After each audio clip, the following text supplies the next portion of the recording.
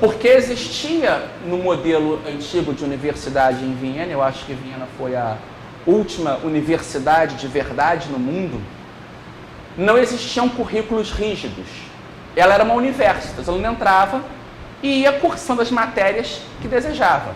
Tanto que o Karl Popper, que estudou em Viena, ele até o último ano de curso estava em dúvida se ele defenderia a tese dele em música, em psicologia, em física ou em filosofia. Ele acabou escolhendo metodologia da filosofia. Mas ele chegou a esboçar a tese dele de música, que seria a passagem da música homófona para a música polífona. E estudar a polifonia, era a tese dele de doutorado. Depois discutiu todo o método, mas porque tinha uma liberdade. E nesse campo de liberdade, era permitido que alguns professores fossem os Privatdozent, que foi o que o Bombaverk deu aula. O professor chega, ele não tem salário, ele oferece uma cadeira na universidade e ele recebe uma parcela significativa das mensalidades que os alunos pagam por ali. Então, o professor vai dar matéria. Se ele está atraindo 50 alunos, ele fez muito dinheiro. Se ele tem 3, é pouco dinheiro, mas é conta e risco dele.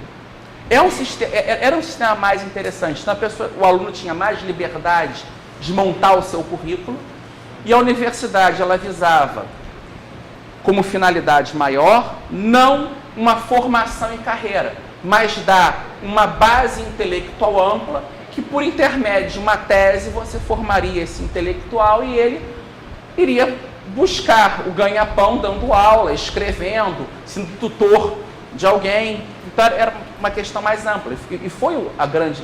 Se nós pensarmos o número de grandes intelectuais do século XX, para o bem e para o mal, que eram de Viena, é impressionante. Mises, Hayek, Popper, Wegelin, Freud. Eu não estou aqui discutindo, mas vários autores mais famosos, o próprio Lukács, teve um grupo imenso de pensadores no século XX correndo nesse sistema de livre formação intelectual. Respondi a tua questão? Bem, voltando aqui, nesse ponto. Então, essa ideia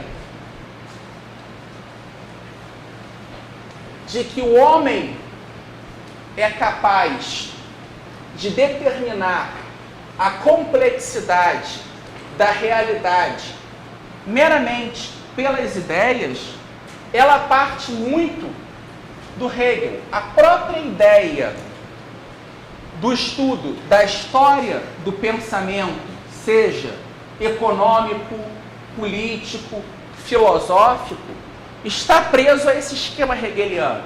Tanto que autores insignificantes no século XVII, XVIII, como Spinoza, ganham um vulto imenso no século XIX. Por quê? Porque Hegel vai buscar em Spinoza um antecessor para justificar o pensamento dele. E autores de suma importância no debate ético, como um Mandeville, um Shaftesbury, um Butler, são relegados a segundo plano no século XIX. Há a tentativa de sobrepor o método ao objeto. E, de certa forma, o grande erro filosófico do marxismo e também do hegelianismo, tal como Wegelin demonstra, se funda no pensamento neoplatônico de Plotino. Só que tanto Hegel quanto Marx tendem a esconder as premissas da sua teoria. Mises deixa claro, eu estou usando aqui Menger, eu estou usando os utilitaristas, Bentham, eu estou utilizando Kant, eu estou utilizando a escola clássica, Adam Smith, Ricardo e muito Hume. As premissas da teoria da ação humana não são ocultas. As premissas epistemológicas, ontológicas do marxismo são ocultas. Como o próprio Keynes, na teoria geral, que a gente estava conversando ontem junto com o Bia, depois estamos aqui, que não é uma teoria geral keynesiana, ele discute um pedaço pequeno da economia. Ele não cria uma teoria ampla para explicar toda a economia. Na história da economia, nós temos, antes do Ação Humana, concomitante em uma das suas obras, 4 livros que vão formar a cabeça do período. Na primeira metade do século XIX, a Bíblia, para quem quisesse estudar economia, era o tratado do Jean-Baptiste Say. Economia era ensinada por aquele livro, que sintetizava o pensamento de Adam Smith, alguns pontos do Ricardo, alguns pontos do Malthus, e apresentava novas ideias também. Tanto que o economista por excelência para um Bastiat era o Say. O Bastiat aplica ao senso comum e uma visão muito realista a teoria econômica que ele apreendeu da leitura do Say. Tanto que o Say foi traduzido para o italiano, para o espanhol, para o inglês. Se tornou um manual por excelência. Na segunda metade do século XIX, o grande discípulo econômico de Ricardo, John Stuart Mill, se torna um manual por excelência. A leitura da economia é feita tendo como base o John Stuart Mill. No começo do século XX, a revolução marginalista já é informada pelas obras do Marshall. Alfred Marshall se torna a Bíblia do ensinamento econômico. E o livro que eu creio que até hoje é o livro mais influente em termos de manual é o Paul Samuelson, que ele traz todo o ensinamento keynesiano para o ensino básico de economia. No mundo todo, as faculdades adotam nos seus currículos como moldura básica a forma que o Samuelson ensina. Até na divisão, que já vinha isso muito no Stuart Mill, macroeconomia, microeconomia, só que a discussão de juros, a forma como é encaminhada. A grande revolução austríaca é tentar fazer esse livro ser manual de economia. Porque, de certa forma, o que o Mises faz, e ele bota no título, um tratado de economia. Ele procura explicar todos os aspectos da economia, sistematizando e tomando como base uma visão da utilidade marginal, só que num subjetivismo, dando continuidade à linha de Menger, e não seguindo os caminhos que Jevons seguiu, que foi o que Marshall tenta fazer, e ele acaba influenciando o Keynes. A visão, o keynesianismo, parte da desestruturação da visão keynesiana, passa por derrubar algumas bases em Marshall. Um dos grandes alicerces da teoria keynesiana é a visão de economia do Marshall, neoclássica. Do Marshall você tira 2 economistas, Larry Robbins e Keynes. Então você tem que, às vezes é importante nós entendermos esses fundamentos que são continuamente ocultos, porque se você expõe abertamente as suas premissas, você diz, atira aqui que é meu pé de palafita. Então, muitos autores fazem isso. Popper diz, o que diferencia o verdadeiro cientista do falso cientista é que o falso cientista esconde suas premissas. Então, você não consegue atacar a teoria. O verdadeiro mostra quais são até os possíveis erros.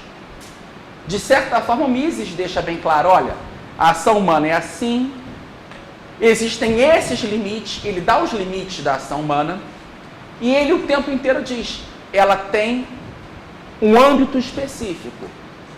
Se eu passar desse ponto, eu não discuto mais praxeologia, eu já vou estar caindo em axiologia, já estou caindo em epistemologia, apesar da praxeologia precisar de fundamentos epistemológicos.